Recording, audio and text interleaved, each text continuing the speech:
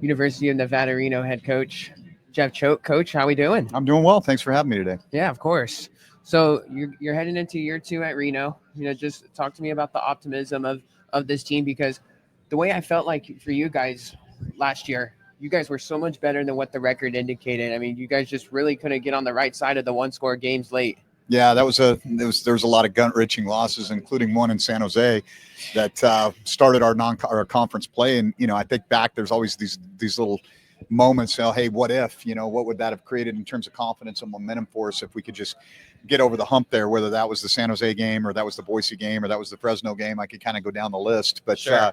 Yeah, I mean, I think that in spite of the fact that we weren't able to get over that hump, as you mentioned, that we do have a lot of guys in my one-on-ones with them after the season. They talked about that. They're like, Coach, we're not that far away. We're a play here, a player there, a call here, a call there. And we just got to be more disciplined. And then that starts with this offseason.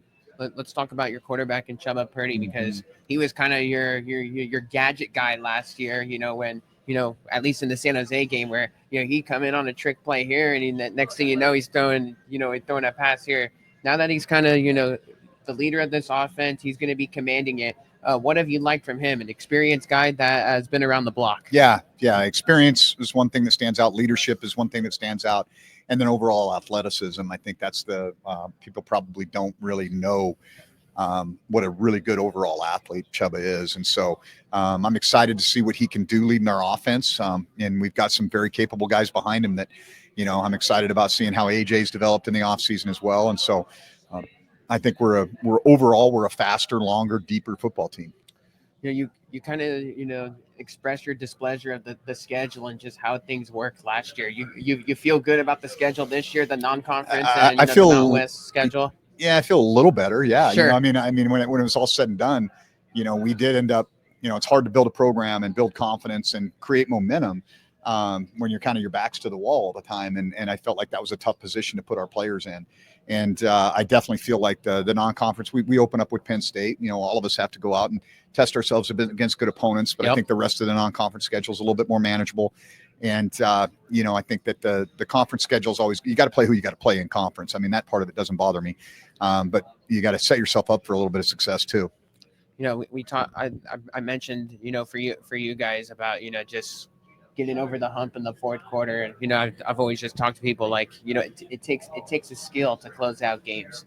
Have you kind of preached that, I know it's a different group this year, but you guys kind of got some returners, but have you kind of made that a point of emphasis to your group? Like, hey, fourth quarter execution after the 2-minute timeout, like it's got to be pristine. Yeah. And I think especially in those close games, like you mentioned, where, a small error can really snowball and kind of, pop the balloon, so to speak. And we had that happen to us in some really critical situations. And, I think number one, learning from that, I think is going to be powerful.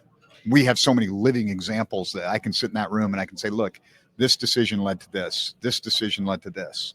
This error led to this. All right, let's eliminate those. And this is how we're going to go about making better decisions. And I think ultimately that's what's going to be the difference for us. You talked about the crazy game for San Jose State last year, but you got them on the schedule this year, and the Spartans come to your side of the woods. Just talk to me about the challenges that San Jose State present, because there's not really that go-to guy that they have. They just kind of have so many productive guys on their offense that could really hurt you.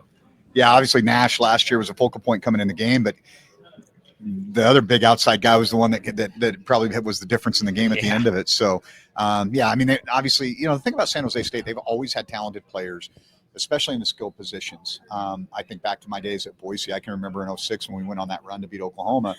That was the one game that came down to the wire. We had to kick a field goal as time expired to win that. And, that it's a tough place to play. I mean, it really is. And so I'm glad that, we get them at our place this year. Boise State, I know that's a place that's very near and dear to your heart. Is that a game that you kind of just always look forward to, whether it's going back to Boise or just playing the Broncos in general every year? Yeah, I think I think Nevada and Boise have always had a tradition all the way going back to the Big Sky days.